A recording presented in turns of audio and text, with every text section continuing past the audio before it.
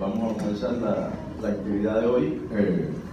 Les había dicho el viernes pasado que no estaría con ustedes en la mañana de hoy y en la tarde, pero hubo un pequeño ajuste en el colectivo de profesores y se decidió que sí, que hoy compartiera esta actividad con ustedes. Entonces, me siento muy gratificado porque la clase pasada, la actividad pasada, había demasiados estudiantes y ya hoy estamos en lo normal. O sea, pocos estudiantes, que es como es lo habitual, así que me siento contento de que vengan pocos. Le dicen a sus compañeros que estoy feliz de que no hayan venido. Entonces, hoy vamos a darle continuidad a el tema que iniciamos la semana pasada y vamos a concentrar la atención en lo que menciono acá, o sea, el planteamiento del problema de investigación.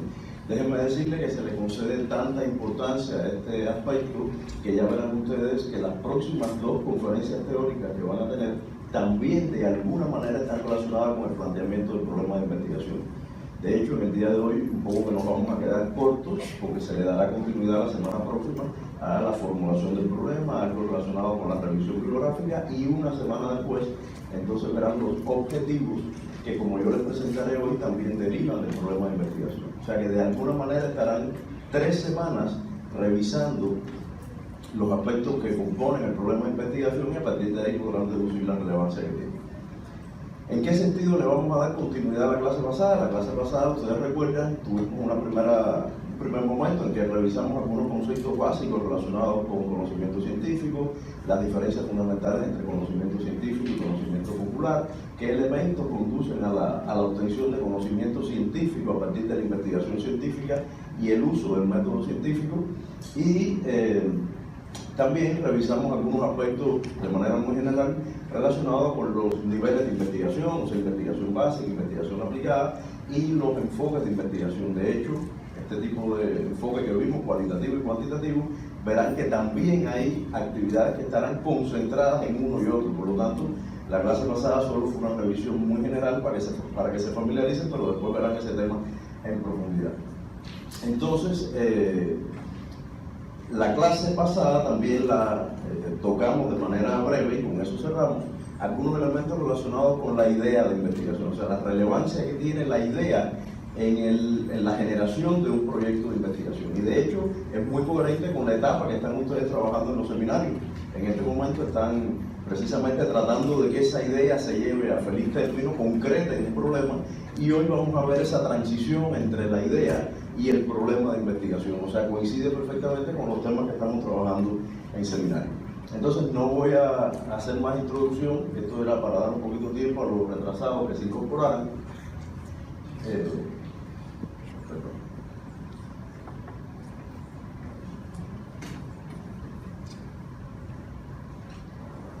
Perfecto. Entonces, antes de ponerle el tema, o sea, el temario de hoy, voy a retomar este término que lo estuve trabajando con mis alumnos de seminario el martes pasado y que me pareció interesante compartirlo con todos.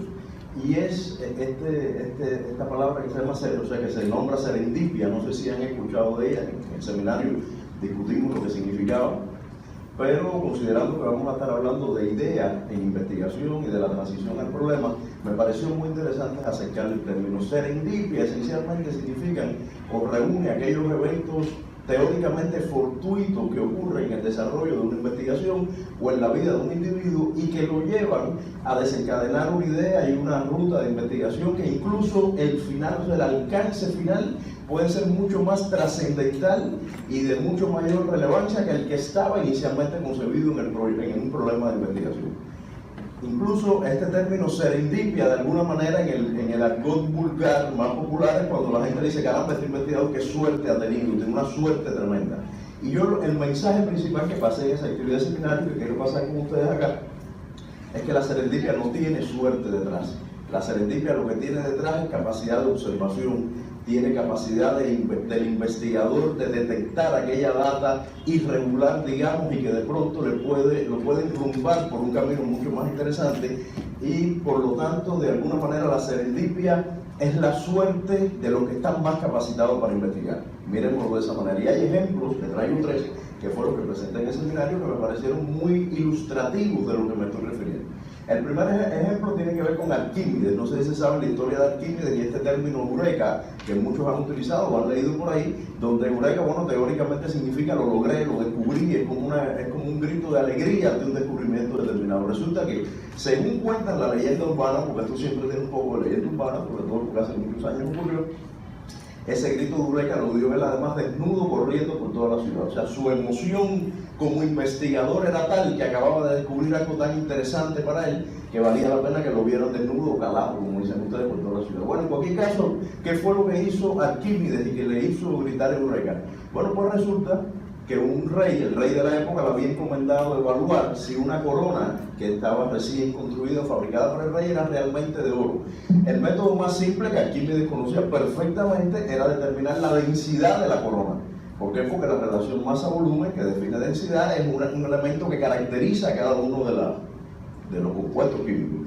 Y por lo tanto, si se determinaba la densidad, perfecto, resuelto el problema. Pero ¿cómo se calcula la densidad de una corona? ¿Cómo se calcula el volumen de una corona? Y eso es lo que complicó y le comió la cabeza a Arquímedes. Hasta que un día se metió en la bañera, no sé si él se bañaba todos los días, pero al menos ese día se bañó, se metió en la bañera, y como era un investigador tan avesado, de pronto relacionó algo que para los demás podía ser intrascendente, y es el hecho de que cuando usted se sumerge, el agua sube, o sea, su cuerpo desplaza un determinado volumen de agua. Eso lo hizo pensar, caramba, hay una relación entre el volumen desplazado y el volumen del cuerpo que se sumerge. Y a partir de ahí, efectivamente resolvió el problema, que si mal no recuerdo, efectivamente la corona no era tal de oro, tenía una aleación. Resolvió el problema porque simplemente sumergiendo la corona en agua y calculando el volumen que se desplazaba, ya era posible calcular la densidad y saber si o no era de oro. Eso fue una serendipia, eso fue casualidad. Este señor de casualidad se dio cuenta que el volumen de agua desplazado era determinante para calcular la densidad del producto. Pero esa casualidad solo tiene sentido si él era lo suficientemente avesado como para darse cuenta que de ahí podía sacar un dato interesante. Para la mayoría de los mortales eso era absolutamente intrascendente, ¿correcto? El otro elemento que les toca muy de cerca a ustedes es el caso del descubrimiento de la penicilina. Eso también se ha escuchado mucho y hay leyendas urbanas también alrededor del tema. Este individuo, Fleming, que ganó, Sir Fleming, además, o sea, lo hicieron Sir en el Reino Unido, ganó un premio Nobel en el año 45 y lo más importante es la cantidad de millones de vidas que ha salvado. Teóricamente, el descubrimiento de la penicilina también fue casual, fue una serendipia. ¿Por qué? Porque este individuo cuenta que deja el laboratorio unos días a cargo del técnico que trabajaba con él, unos cultivos bacterianos, y al regresar encuentra que había un hongo creciendo en las placas de cultivo, y lo interesante es que alrededor del crecimiento del hongo, en la zona donde crecía el hongo, no había bacterias. Habían dos opciones: o regañar al técnico y botar las placas, que es lo que hubiera hecho el 98,9% de la gente, pero por suerte hay un 1% como él que dijo, espérate, que hay algo interesante. Y gracias a eso se descubrió la penicilina. Yo no digo que no se hubiera podido descubrir después, pero esa serendipia, esa casualidad, qué suerte tuvo Fleming que descubrió la penicilina de esa manera. No tuvo suerte. Él era un tipo avesado, él era como la mayor parte de los investigadores, gente que está atenta a todo lo que sucede alrededor para encontrar de ahí puntas de hilo interesantes y resolver determinadas situaciones o aportar algo a la sociedad. Y el último ejemplo es este que aparece acá, que es el sildenafilo. El sildenafilo es la estructura, o sea, el compuesto químico que está contenido en el producto que todos ustedes conocen, que es la Viagra. El descubrimiento de la influencia de la Viagra en la erección masculina tiene que ver también con un acto fortuito. O sea, había un estudio clínico para evaluar la influencia de este producto sobre la presión arterial, en este caso desarrollado por Pfizer, que es una grandísima y súper importante compañía farmacéutica, y hay dos historias. Una cuenta que simplemente los hombres que ingerían el producto tenían erecciones con frecuencia y lo reportaban como efecto secundario, y Pfizer le prestó atención a ese tema y por ahí vendió miles de millones de dólares. La otra variante que cuenta, que al final llegó al mismo resultado, es que los hombres o las personas se suponía que al terminar el tratamiento devolvieran las píldoras que sobraban, y solamente las mujeres devolvían las píldoras. Dice que los hombres no la devolvían por el efecto obvio que tenía. Entonces, Pfizer como compañía, no ya como individuo, al final había seguramente un individuo que prestó atención al tema, decidió convertir esa casualidad, ese descubrimiento casual, en una investigación concreta, y miren en lo que ha terminado. Por lo tanto, el resumen de todo lo que le estoy diciendo es que la suerte no existe en la investigación. Lo que existe es la capacidad de observación y de, ante determinadas circunstancias o determinada data irregular, pues que se despierte una idea que puede ser, repito, mucho más atractiva y conducir a un resultado mucho más trascendental que el que originalmente estaba concebido. Los temas que vamos a tratar hoy es precisamente el tema de la idea en el contexto de la investigación científica, en la génesis del proyecto de investigación, luego la transición de la idea al problema. Algunos de estos elementos ya los revisamos en la clase pasada, lo vamos a ver mucho más concretamente, y además en lo que se refiere al planteamiento del problema de investigación, vamos a revisar las preguntas de investigación, la justificación, viabilidad y limitaciones del proyecto. Les repito, en este aspecto queda pendiente todavía ver la formulación del problema y los objetivos de investigación que son parte del problema, como veremos hoy, pero que lo tratarán en las teorías siguientes. Como dije, para los que no estaban, hay 3 teorías concentradas en el tema del problema de investigación, lo que avala la importancia que tiene para el diseño del proyecto. Entonces, les decía, lo hablamos en la clase pasada, que la investigación esencialmente inicia con una idea, y es lo que estamos pretendiendo en la actividad de seminario. Que ustedes se iluminen y tengan una idea que parezca lo suficientemente interesante como para desencadenar un proyecto de investigación. Ya yo les decía en la clase pasada que no toda idea deriva en un proyecto de investigación, pues lo vamos a ver, porque las ideas tienen que tener determinadas características y terminar en un problema con determinadas características para que sea ejecutable en un proyecto de investigación. En cualquier caso, la idea puede venir, ¿por qué no?, de la inspiración, las experiencias personales, y le traigo un ejemplo concreto de algo que, no sé, los que vieron esta presentación, si es que la tienen impresa, hay unas láminas que introduje por algo que vi ayer en la BBC. Ese es el tipo de cosas que son serendipias. Ayer yo abrí la BBC, que yo la leo todos los días porque me gusta, porque estaba trabajando en Inglaterra, y había una noticia que cuando la vi dije, caramba, esto para la clase de mañana es espectacular. Eso, bueno, qué suerte tuve suerte, pero además enseguida me interesó tratar con ustedes ese tema e identifiqué que eso podría ser atractivo. Eso les puede pasar a cualquiera de ustedes cuando menos se lo imaginen, revisando en internet, en Facebook, cualquier cosa que parezca tonta, los puede alertar sobre una posible idea que los puede llevar a una investigación. En este caso, no era una investigación, era intercambiar con ustedes ese dato, pero es a lo que me refiero de aprovechar las oportunidades que están ahí y a veces uno no las identifica.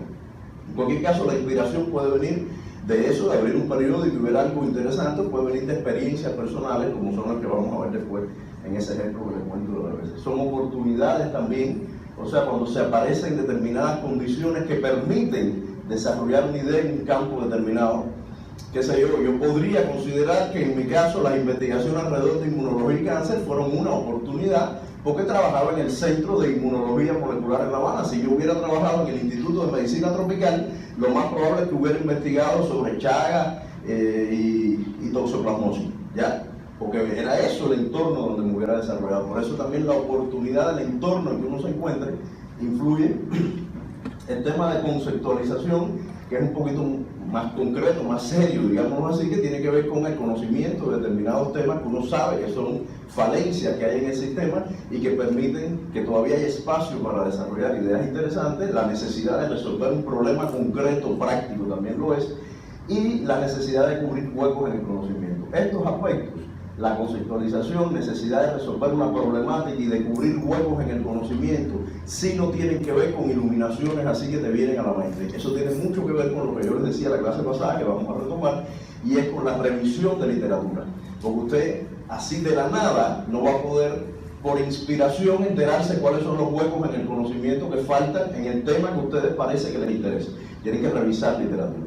Por lo tanto, les decía que estas dos, digámoslo de esta manera, son mucho más condicionadas por el entorno, por la experiencia de cada uno, por el sitio donde se está desenvolviendo, y estas 3 tienen mucho más que ver con la experiencia que tiene cada uno en términos de manejar literatura y de estar al tanto de lo que se viene publicando, de los avances que han habido en los tiempos que corren.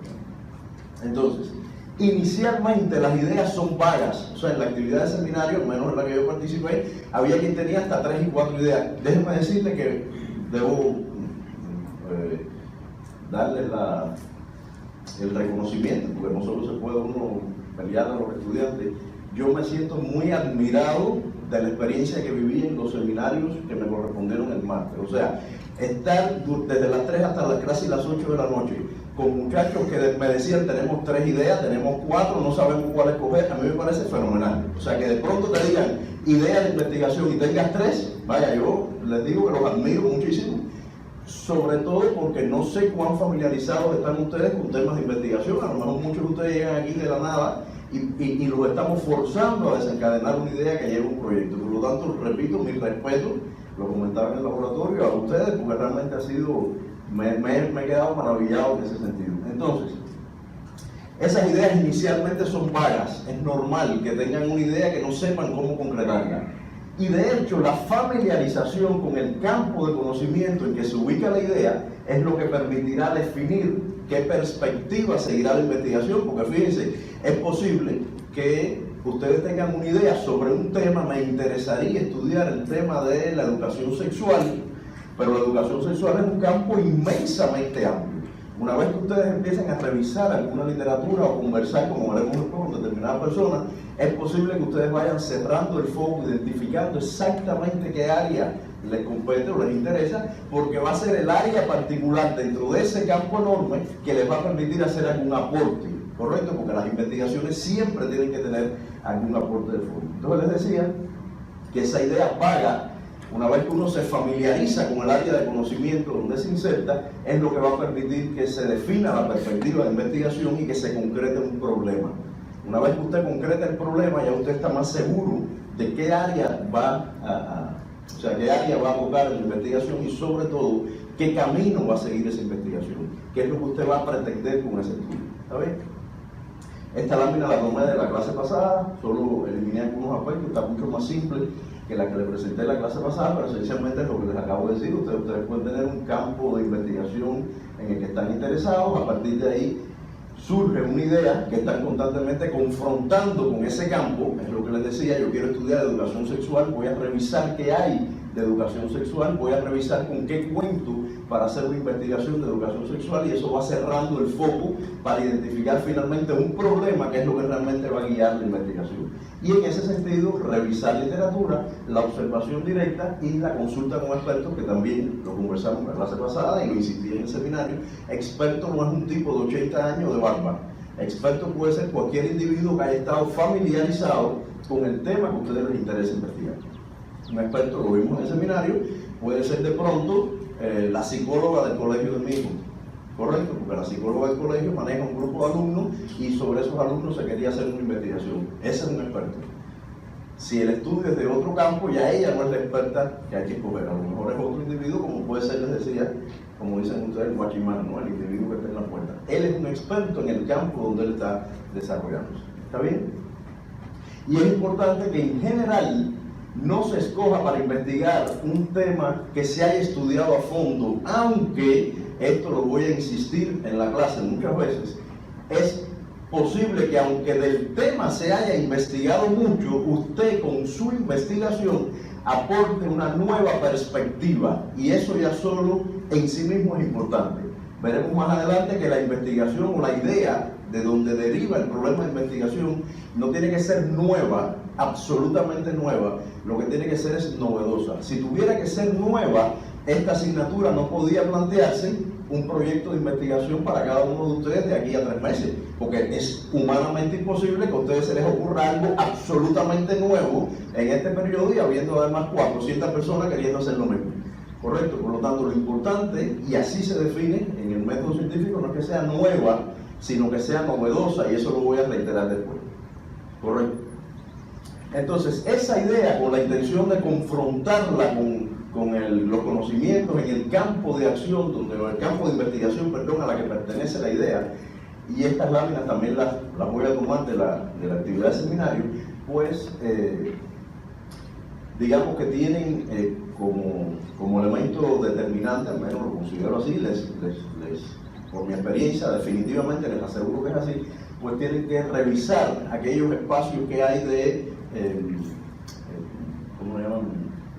De herramientas de búsqueda, digamos, donde hay mucha literatura alrededor del campo que a usted le interesa, y ahí puede encontrar información fresca, digamos, sobre el campo sobre donde se está desarrollando. Yo, el ejemplo que ponía en el seminario con mi grupo es este que aparece acá. Este es no sé si han revisado este motor de búsqueda, es una herramienta súper poderosa, se llama PubMed, lo ponen en Google, y una vez que acceden a este sitio, acá arriba ponen la palabra clave o varias palabras claves relacionadas con el tema que a usted le interesa, y le aparece la literatura que hay publicada relacionada con esa temática. No se les ocurra poner palabras claves que definan campos de investigación, porque si usted pone la palabra cáncer, le van a salir, no lo ven ahí, pero yo lo veo, 3.480.000 artículos. Por lo tanto, se van a paralizar, no van a hacer nada. Estas palabras que ustedes pongan aquí tienen que ser lo suficientemente específicas como para ir enfocando la atención en un tema particular que es el que a usted le interesa dentro de esa área de investigación. ¿Está bien?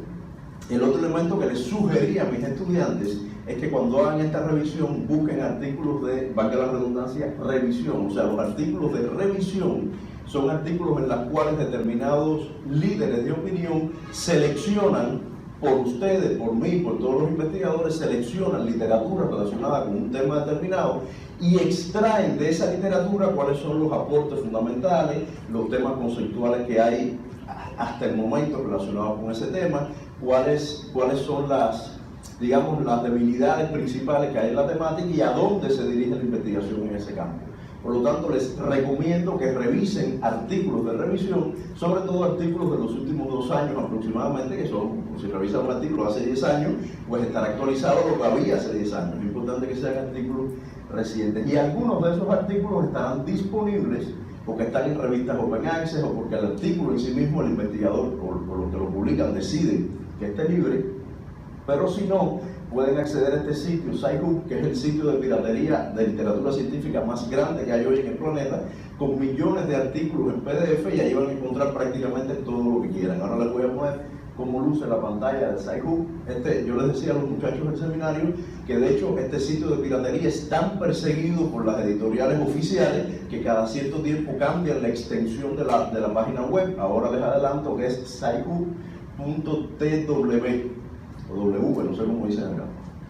Y aquí simplemente ponen la data que identifique el artículo, que en este caso es un numerito que se llama PMID, que tienen todos los artículos, o algo que llaman DOI, que también es un código que identifica cada artículo. Lo ponen aquí y les sale el PDF. Es muy poco probable que no esté, al menos yo nunca he buscado un artículo donde la búsqueda de que no está el artículo registrado. ¿Correcto? Entonces se lo recomiendo. El otro elemento importante que no debo dejar de mencionar es que también el repositorio de tesis, creo que una de las profesoras les pasó al delegado, le pasó un resumen, un comentario relacionado con el tema y sugería revisar el repositorio de tesis de acá de la universidad y también creo que de San Marcos, porque las tesis, bueno, también son trabajos que les permiten a ustedes revisar temáticas que pueden ser de interés y centrar la atención en algunos aspectos que pueden ayudarles a concretar la idea. ¿Está bien? Por lo tanto, mi sugerencia es que puedan acceder a este sitio, entren, busquen artículos de revisión con palabras claves que los ayuden a focalizar la atención y luego, de hecho, si ustedes dan doble clic en estas cositas azules de aquí, le aparece el abstract del artículo. O sea, cuando ustedes revisen, si salen 50 artículos, van a tener 50 abstracts que pueden revisar y de ahí escoger los 5 que más interesantes les parezca y de esos 5 hacer la búsqueda del PDF. Porque no se van a leer ni 30, ni 25, ni 45 artículos, al menos a la hora inicial. Ya después irán concretando ese tema. ¿Está bien? Por lo tanto, repito, esto que hay acá arriba es determinante. La idea inicial, esa idea vaga que ustedes tengan, debe confrontarse con la información disponible en el campo de conocimiento en que esa idea está insertada. Y eso es lo que se supone que estén haciendo ahora, porque el seminario pasado eran ideas así lanzadas al pueblo. En mi caso, y estoy seguro que nosotros docentes también intercambiamos para ir concretando esas ideas, pero corresponde en esta semana que ustedes vayan revisando algunos aspectos para la próxima semana, o el jueves, mañana, no, el jueves falla, ¿verdad? El martes que viene, y ayer algunos tuvieron seminario, pues esa idea la vayan concretando mucho más, porque dentro de 2 semanas ya se les va a pedir que se paren y las proyecten y comenten y digan y cuál es el fundamento de la idea y qué es lo que están buscando, ¿correcto? Entonces, en general, cuando ustedes hagan la revisión para tratar de insertar la idea en ese mundo del conocimiento al que ella pertenece, se pueden encontrar en esa revisión estas 4 realidades. pueden encontrar que es un tema ya investigado, estructurado, absolutamente formalizado, o sea que es un tema al que para sacarle jugo hay que ponerle demasiada intencionalidad y para encontrar el espacio que todavía tienen de aporte o de novedad. Pueden haber temas que ya se hayan investigado, pero menos estructurados, menos formalizados, hay menos literatura, las muestras que se han utilizado para hacer los reportes son muestras muy pequeñas, en determinadas regiones muy localizadas, si es que se trata de estudios, o son estudios en ensayo fase 1 en pacientes, o sea, todavía muy incipientes. Pueden haber temas poco investigados y ni siquiera estructurados, o sea, hay algún articulito suelto sobre la temática que da algunas luces de por dónde puede ir ese tema desde el punto de vista teórico o práctico, pero que deja un espacio importante todavía para aportar. Y por último, temas absolutamente no investigados. No encuentro nada relacionado con ese tema. No hay nada, nadie ha investigado sobre ese tema. En ese sentido, si ustedes se mueven desde esta condición a esta de aquí abajo, sin duda su investigación teóricamente será más novedosa, porque están trabajando en un campo poco investigado, o sea, si se mueven en este sentido, en este eje, digamos, van a ganar en novedad, pero también van a ganar en riesgo. Y hay un detalle que después, cuando a mí me corresponde, porque creo que me corresponde a mí, hablarles sobre la publicación científica de los resultados, voy a retomar este tema. ¿Por qué le digo riesgo? Es posible que sea un tema absolutamente no abordado, porque bueno, el mundo está lleno de espacios todavía por descubrir, nadie lo duda. Pero también es probable que se trate de un tema que se haya investigado, pero los resultados que han derivado, al menos de la manera en que se ha investigado, no estén publicados, porque lamentablemente el 99% de la data que no da resultado no se publica. O sea, la gente publica lo que resultó valioso de la investigación. Si usted hace un experimento, lo voy a llevar a mi caso, un experimento en el laboratorio, y el ensayo inmunoenzimático que usted hace no da, no les estoy diciendo que no dé la técnica funciona, los controles funcionan, pero lo que usted está buscando no resulta, porque definitivamente la hipótesis que usted hizo no era inadecuada, pero se refuta, la hipótesis no fue validada, usted coge ese ELISA y lo bota, y más nunca se acuerda de ELISA. Bueno, a lo mejor si es Fleming, no bota el ELISA y saca otra idea, pero la mayor parte de los mortales lo votamos. Y los demás dicen, en eso nadie ha investigado. Mentira, ya yo estuve un mes investigando y no dio nada, pero yo no se lo dije a nadie. Hombre, en el mejor sentido, claro, el equipo de trabajo, eso se presenta, mire, este resultado no da, por ahí no va la investigación, pero el mundo de los investigadores no se entera de que ese resultado no fue, no llegó a feliz término, no resultó la hipótesis que había detrás. Y en consecuencia vienen 400 estudiantes de medicina de la Facultad de Medicina San Martín de Porres y dicen, voy a trabajar en lo que nadie ha trabajado. Ya, porque no saben que realmente sí se ha trabajado mucho, pero no dio nada, y la gente lo dejó por incorregir.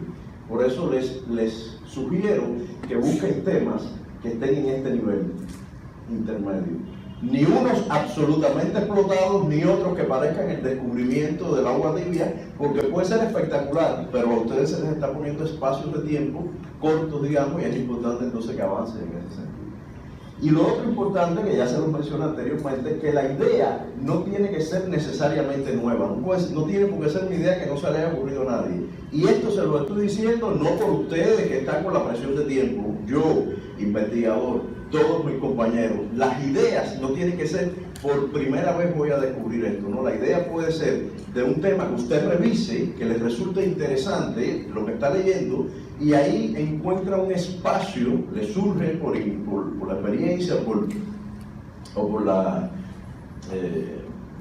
razones que sean, por la ingeniosidad, le surge la idea de resolver o de investigar en un área determinada, y después se entera si realmente vale la pena o no, cuando en vez de un artículo usted se lee 15, ¿correcto? Y encuentra que efectivamente esa idea que ya estaba siendo trabajada tiene un espacio de novedad, porque usted puede utilizar una metodología diferente, un modelo diferente, un modelo animal, un modelo celular, una población diferente, una muestra diferente, y llegar a conclusiones que digamos que fortalezcan la teoría inicial que hay o que postule una teoría alternativa, etc. ¿Correcto? Lo importante no es que sea nueva, sino que sea novedosa. Ayer unos estudiantes, que no los veo por aquí, mejor les toca por la tarde, estuvieron conmigo en el laboratorio conversando alrededor de un tema que les parecía que de eso se ha trabajado muchísimo, el tema de la depresión, creo, no me acuerdo, el estrés de depresión, pero profe, de ahí que vamos a sacar.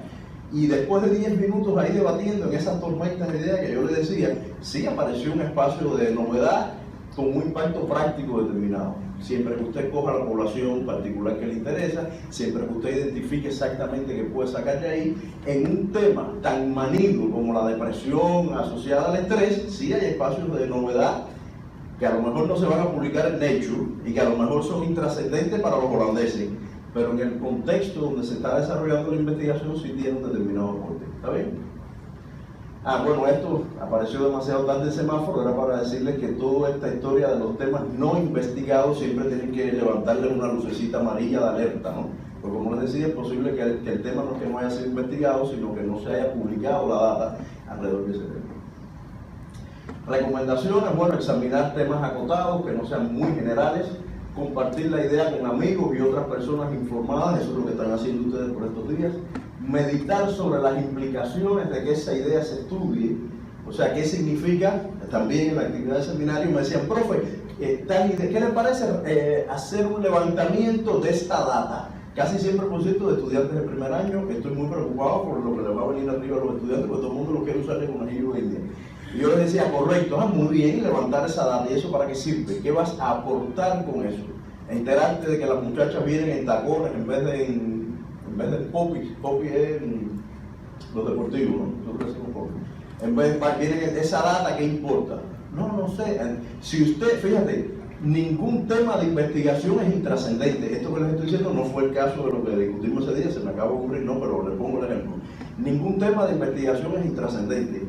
O sea, si a usted se le ocurre revisar o investigar, hacer una encuesta, no hacer ni una encuesta, pasar por los salones y ver cuántas muchachas tienen tacones altos o tienen, digo, a lo mejor aquí no se puede venir en tacones altos, pero bueno, tienen zapatillas.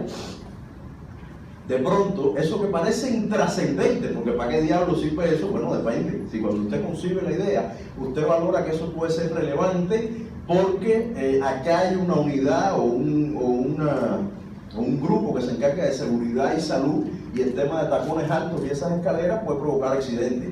Entonces, a lo mejor puede haber una intención de inducir a la administración a que dé indicaciones alrededor de cómo son los calzados para venir aquí. Fíjense, parece absolutamente intrascendente. La intrascendencia no está en la idea, que qué bobería la idea, no.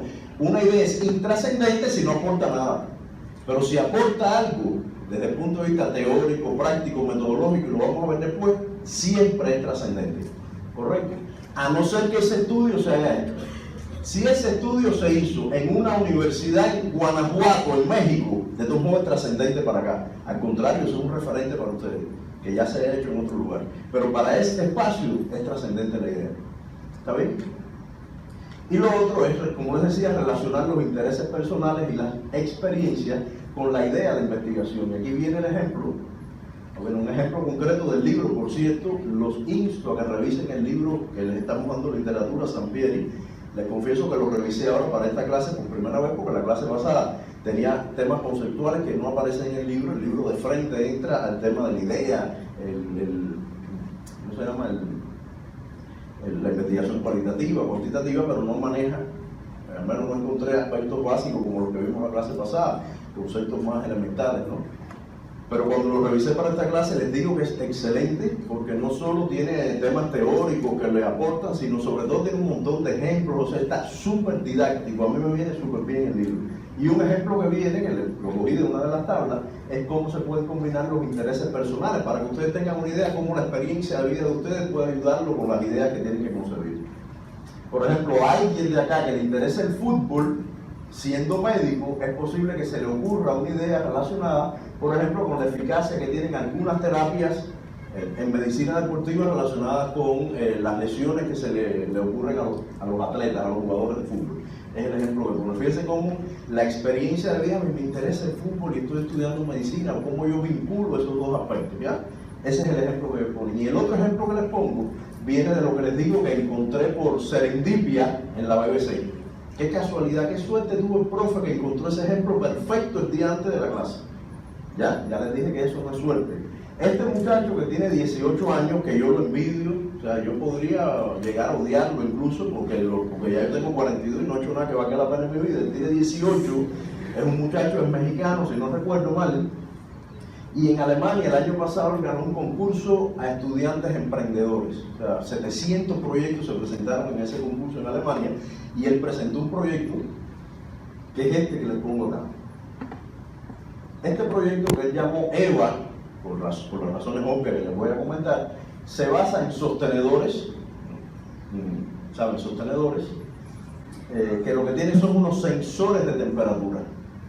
¿Por qué? Porque esos sensores de temperatura, como los procesos inflamatorios llevan a cambios de temperatura, a incrementos de temperatura, es posible que esos sensores puedan ser, y digo es posible por lo que les comento después, es posible que esos sensores puedan ser útiles para la detección temprana del cáncer de mama. De hecho, de alguna manera, él presenta el proyecto, o este modelo, ya no es un proyecto, ya es un prototipo, además le dice acá que el año que viene teóricamente se va a empezar a vender ya a $120 cada uno. No es para que la muchacha o la señora ande con el sostenedor todo el día.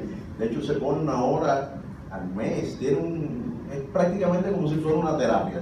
No una terapia, es un método diagnóstico, digamos. Es una manera de hacer una ¿sabe que se promueven las mujeres que se hagan un autoexamen de mama? Es como un autoexamen de mama, pero con un sensor. No tiene que ser con las manos, no tiene que ser tan informal en ese sentido, sino con esto, que es en esencia un equipo para diagnóstico que se basa, ya les digo, en sensar la temperatura.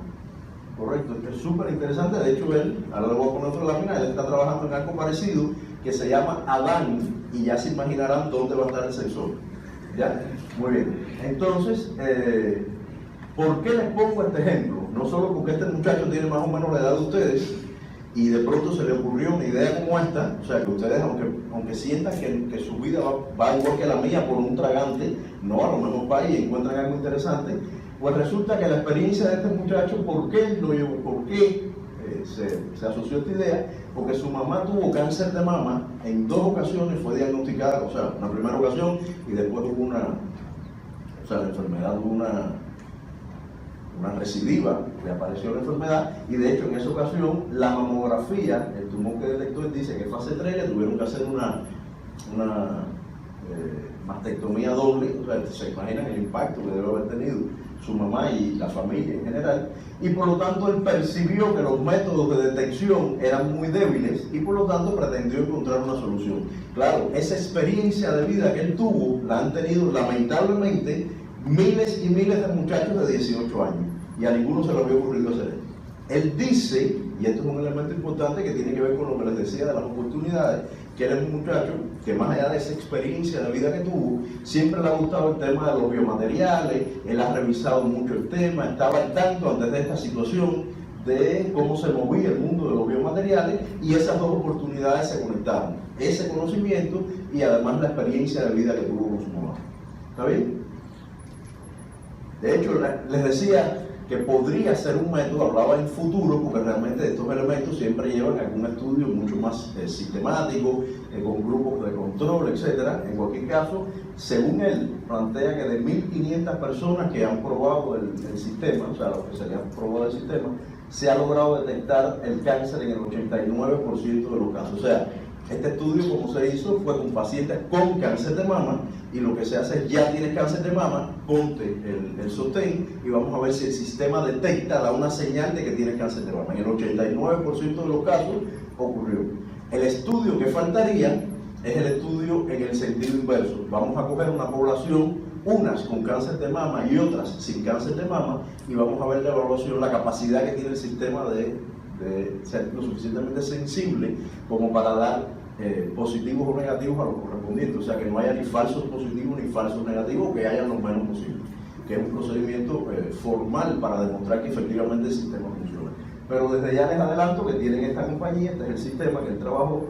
Esta compañía se llama IGIA, este muchacho tiene 21 años y es como el manager o el gerente de la compañía, y bueno, les decía, lo odio, o sea, le tengo una envidia terrible, pero Es como me pasa cuando veo un músico, por ejemplo, esto que les voy a decir, por favor me disculpan, puede ser muy trascendente, pero cuando yo veo a Maluma, que me gusta más o menos lo que canta, y me enteré que tenía 24 años, me quiso buscar. O sea, yo digo, pero Dios mío, ¿qué yo he hecho con mi vida?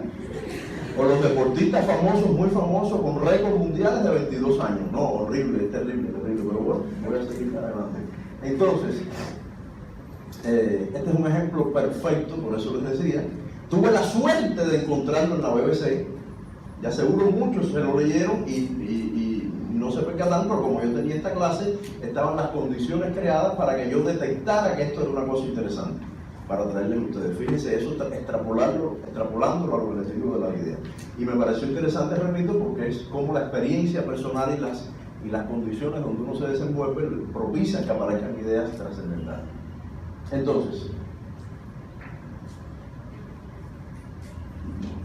bien, me quedan 5 minutos de clases y 40 y pico de la mañana, tengo que apurarme. Entonces, para que una idea pueda transformarse en un proyecto de investigación, esa idea tiene que derivar en un proyecto factible. Significa que hay tiempo, el tiempo para hacerlo es el adecuado, que existen los recursos, que está la muestra. O sea, si ustedes tienen una idea espectacular, se demora 10 años, tienen que buscar pacientes en Alaska y gastar $2 millones, me da tremenda pena, pero con eso no van a lograr nada. ¿Ya? Sobre todo para este curso. Tiene que ser interesante, es lo que les decía, tacones o tenis o zapatillas. Esa idea es relevante. Bueno, podría ser relevante. ¿Para quién es relevante? Esa idea sería muy interesante para el equipo que trabaja seguridad y salud. Sí es interesante para aquí. O sea, lo importante es que encuentren para qué grupo puede ser interesante o para qué tema de investigación. Tiene que ser novedosa, no voy a volver a recaer en el tema, no necesariamente nueva. Tiene que haber una ética detrás, no puede ser que la idea sea trascendental e implique cortarle el brazo a las personas que van a incluir en un estudio. O sea, tienen que tener una ética obvia detrás y si tienen dudas, el libro dice si tienen dudas, yo les digo que ya el sistema está armado no para si tienen dudas, es que el sistema te compulsa a si vas a utilizar pacientes y ir a un comité de ética que dice, olvídate de tus consideraciones éticas, yo como comité lo voy a evaluar, porque tú puedes tener consideraciones éticas espectaculares en las cuales para ti, bueno, cortarle el dedo, tampoco que sea tan grave, si ese dedo no sirve para nada. Hay un comité que lo evalúa por ti, porque hay que ver cuáles son tus consideraciones éticas. Entonces, para barrer esas consideraciones éticas personales, hay un comité de ética que se toma el trabajo de leerlo y de decir si realmente hay una ética o no detrás de la investigación. Y bueno, ¿para quién es relevante el estudio? ¿Para qué es relevante? Entonces, vuelvo a esta lámina solo para decir que esencialmente postular el problema de investigación, o sea, moverse de la idea al problema de investigación, no es otra cosa que afinar la idea y estructurarla más formalmente. ¿Está bien? Entonces, en ese tránsito hay que evaluar, como les decía, qué va a aportar esa idea, qué vacío teórico va a llenar o va a aclarar, qué aporte metodológico tendrá, porque puede ser que sea una idea que esté revisada, que a la larga conduzca a un resultado similar al que ya se tiene, o sea, desde que se concibe el proyecto, es para decir lo mismo que ya está dicho, pero utilizando una metodología totalmente diferente, una metodología más barata, más rápida, que sea más asequible para muchas personas. Eso solamente, aunque sea una idea que ya se manejó y lleve al mismo resultado que ya se sabe, eso en sí mismo es valioso. El hecho de que haya un aporte metodológico. ¿Qué soluciones pretende proponer y qué beneficios traerá de pronto a los estudiantes, a la universidad, al país? Hay ideas trascendentes que trascienden el espacio de la universidad, hay otras que se quedan en los estudiantes de primer año. No, porque los estudiantes de primer año, pero eso no significa que sea poco importante o que no tenga sentido la idea. ¿Está bien? Entonces, del problema de investigación desprenden los objetivos de la investigación, las preguntas científicas que se van a responder, la justificación, la viabilidad y las limitaciones del estudio. Los objetivos no los vamos a ver porque son objetos, para que la redundancia, de otra conferencia teórica. Vamos a revisar estos aspectos. En general, todos estos elementos es lo que da el alcance de la investigación. O sea, hasta qué punto su investigación va a tener un aporte que va a terminar en la universidad o va a tener un aporte trascendental desde el punto de vista de las personas interesadas o desde el punto de vista del aporte teórico que va a tener. Y en ese sentido, este tema del alcance se va a trabajar muchas veces. O sea, no es posible que usted conciba una idea donde usted defina que la variable más importante es, no sé, usted defina el concepto carga docente, eso lo trabajamos también en uno de los seminarios, define el concepto carga docente como el número de seminarios que tienen los alumnos, o define el concepto carga docente como cantidad de créditos que tienen que cubrir los alumnos. El alcance de la investigación, aunque esto que les estoy diciendo parece tonto, toda la investigación se va a estructurar en función de esa definición, y usted al final de la investigación no puede decir he encontrado una solución que impacta desde el punto de vista práctico en el número de seminarios que tienen los alumnos. Le van a decir, perdóname, eso no es así, porque usted de lo que está hablando es de la carga docente expresada como número de crédito. O sea, el alcance, la manera en que usted conciba la investigación va a terminar en un aporte que estará más o menos limitado a partir de estas preguntas que se hizo, la justificación que le dio, las limitaciones que tiene. O sea, el alcance, no solo hablo del alcance de que sea relevante para menos personas o para muchas, sino el alcance de la teoría que usted postula con su investigación será más o menos relevante, o será más o menos útil, digamos, en función de cómo tú estructuras la investigación, de cómo la estructuras. ¿Está bien? Entonces, las preguntas del problema de investigación, esencialmente, fíjense, ya no estoy hablando del problema, la semana que viene van a aprender cómo formular el problema, pero de ese problema, que es ya la manera concreta de presentar la idea, derivan una serie de preguntas de investigación que lo guían a usted en la investigación. Deben ser preguntas, que garanticen que las respuestas que salgan de ellas resuelvan ese problema, no utilizar términos ambiguos, abstractos o valorativos, y deben ser concretas. Yo les tengo el ejemplo acá de 3 posibles preguntas de investigación. Por ejemplo, preguntas, no les estoy hablando de ideas. ¿Cuál es el mejor método anticonceptivo? ¿Cómo influyen los medios de comunicación en la educación sexual? Y cómo la educación, no estoy hablando de cáncer increíblemente, cómo la educación sexual cambia la percepción de los jóvenes acerca de su primera relación sexual. Esto que hay aquí son preguntas de investigación muy mal hechas. Porque si usted plantea como pregunta, no es el problema, como pregunta, yo una vez definida la idea y el problema voy a preguntarme ¿cuál es el mejor método anticonceptivo? Esa es una pregunta extremadamente ambigua que usa términos valorativos como mejor, porque además el mejor método anticonceptivo, ¿en qué sentido? El que le causa menos daño a la muchacha, el que mejor protege el embarazo, el que es más barato, tiene que definir, y además métodos anticonceptivos hay una gama tremenda. Por lo tanto, ahí la pregunta no es ¿cuál es el mejor método anticonceptivo? La pregunta puede ser ¿por qué los dispositivos intrauterinos son más utilizados que el condón? Por decirle por ejemplo, es una pregunta muy concreta de responder algo que va, dependiendo de cuál sea el problema de investigación, a responder algo muy concreto relacionado con ese aspecto. Igual que esto, ¿cómo influyen los medios de comunicación en la educación sexual? Medios de comunicación hoy que puede ser la televisión, la radio, el Facebook, todo eso son medios de comunicación. Por lo tanto, usted tiene que decir qué impacto está teniendo el Facebook, por decirle cualquier tontería, qué impacto tiene el Facebook en la edad a la que ocurre la primera relación sexual. Eso es una pregunta concreta, pero eso que está ahí no lo es. Y lo tercero es cómo la educación sexual cambia la percepción de los jóvenes de la primera relación sexual. La percepción, ¿qué cosa es percepción? Eso es muy difuso, eso es un término que no está concreto. Usted tiene que decir cómo la educación sexual determina o por qué los jóvenes, puede llevar la primera experiencia el tema del condón, o la edad a la que tiene la primera relación sexual. Cómo la educación influye en la edad a la que el joven tiene su primera experiencia sexual, o cómo influye en que el joven utilice o no condón. O sea, tiene que ser mucho más concreto, no hablar de percepción. Correcto. Por lo tanto, estos son todavía ideas. Estos no son las preguntas de un problema. Estos podrían ser ideas. Me interesaría saber qué método anticonceptivo será el mejor, pero esa idea tiene que concretarla en un problema y hacer preguntas reales. Estos son ideas, no son preguntas de investigación. Las preguntas idealmente tienen que ser aquellas, obviamente, de las que no se conozca la respuesta, pues si usted se plantea una pregunta cuya respuesta ya está en la literatura, no tiene sentido, que puedan responderse con evidencia empírica, o sea, que usted pueda medir algo que le permita responderla, que implique utilizar una metodología ética, obviamente, que sean claras, y que el conocimiento que se obtenga sea sustancial, o sea, que sea novedoso, que aporte algo, que le interese a alguien. ¿Está bien? Ahí terminamos la pregunta. Justificación de la investigación. La justificación es el porqué y el para qué del estudio. ¿Acaso tiene conveniencia? Bueno, esta investigación es conveniente en el contexto donde la estamos desarrollando. ¿Para qué sirve esto? ¿Cuál es su relevancia social? ¿Cuál es su trascendencia? ¿Qué alcance o proyección social tiene? Implicaciones prácticas. Ayuda a resolver algún problema. O sea, todos estos son temas que ustedes tienen que irse preguntando en la medida que pretendan concretar su idea vaga en un problema de investigación. Lo otro es, ¿acaso resolverá algún tema teórico? La información que se obtenga permitirá postular una nueva teoría.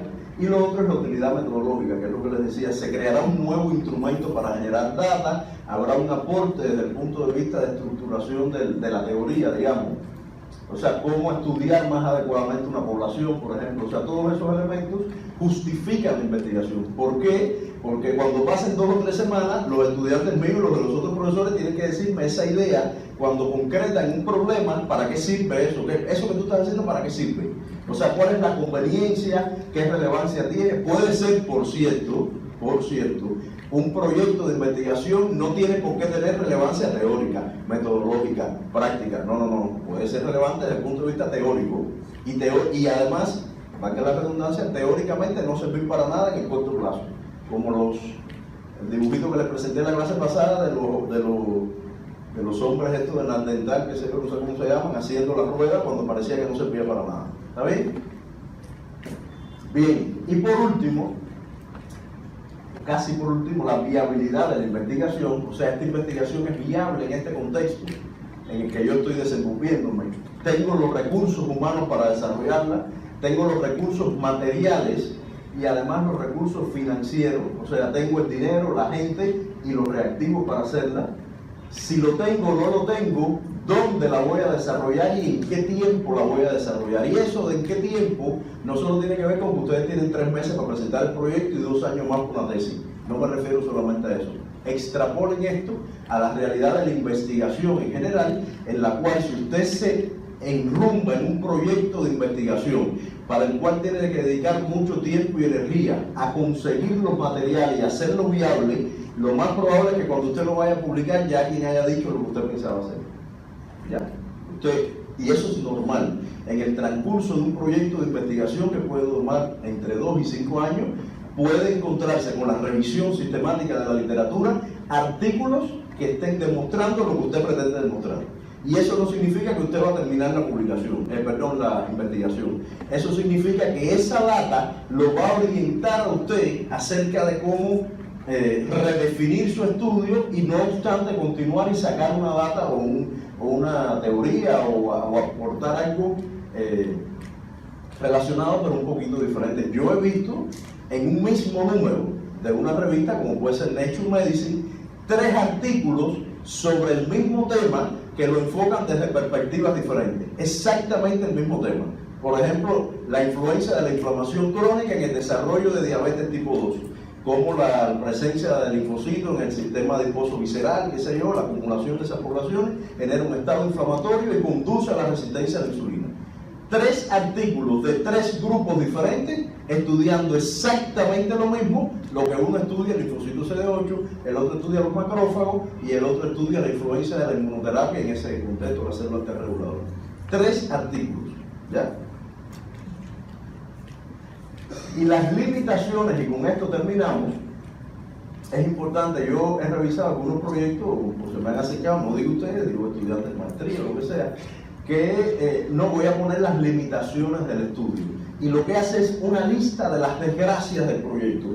Yo hubiera querido trabajar con más gente, pero no puedo porque no tengo dinero suficiente. A mí me hubiera encantado que me asesorara fulanito. Estos son inventos míos, no, pero va por ese camino. O sea, una lista de desgracias. Las limitaciones no son las desgracias. Las limitaciones es, esta es mi idea, la voy a concretar en este problema, porque estas son las circunstancias en las que yo estoy trabajando, este es el contexto que me va a hacer viable el proyecto, pero yo reconozco que en el marco de investigación donde yo me estoy desarrollando, en el campo de investigación, efectivamente se podrían saber otros elementos que yo ahora no estoy desarrollando. Por ejemplo, usted puede hacer un estudio de determinación de hemoglobina, por decirle poquito cosa, de hemoglobina en pacientes con cáncer de mama. Porque la manera en que usted tiene de acceder a los pacientes es hacer un muestreo por conveniencia y todo el paciente con cáncer de mama que llega, usted le mide la hemoglobina. Pero usted en las limitaciones pone, hoy se reconoce que los pacientes con cáncer de mama se subclasifican en función de la expresión de determinadas moléculas, lo que define el pronóstico y el tratamiento de los pacientes. Esa es una debilidad de su estudio. ¿Ya? Una debilidad es que usted reconoce que falta la clasificación molecular, pero usted no la va a desarrollar. Usted no la va a desarrollar, eso es una debilidad. Pero no significa, la debilidad no puede ser en el proyecto, no tenía un médico que me ayudara a seleccionar los pacientes. Eso no se puede decir en un proyecto. Les estoy adelantando además, y esto ya les queda para siempre, que cuando usted revisa un artículo científico, posiblemente el primer experimento del artículo lo hayan hecho la semana anterior, tranquilamente. Porque después hay una intención de transmitir un mensaje y de pasar una idea y se juega mucho en ese sentido. O sea, por lo tanto a nadie se le puede ocurrir en un proyecto decir yo hubiera querido, pero los buses no pasan y no llegan hasta ese lugar. ¿Correcto? Lista de desgracia no quiero.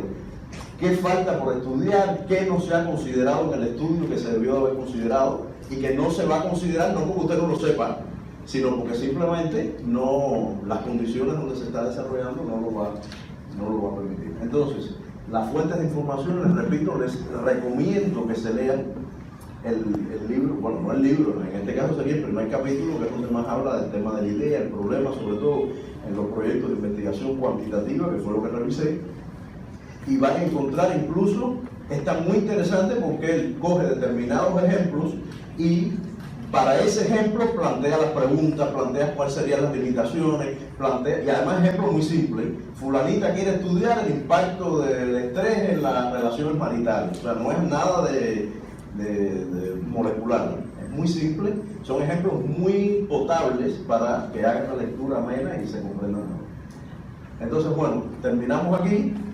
Espero que les haya aportado, porque la idea es que con esto que acaban de recibir acá estén mucho más fortalecidos, digamos, para transportar trasladar esa idea, que ya les digo, estoy muy contento por la cantidad de ideas que tienen, trasladarla a un problema que vaya siendo concreto y que les permita hacer el proyecto. Ya, muchas gracias.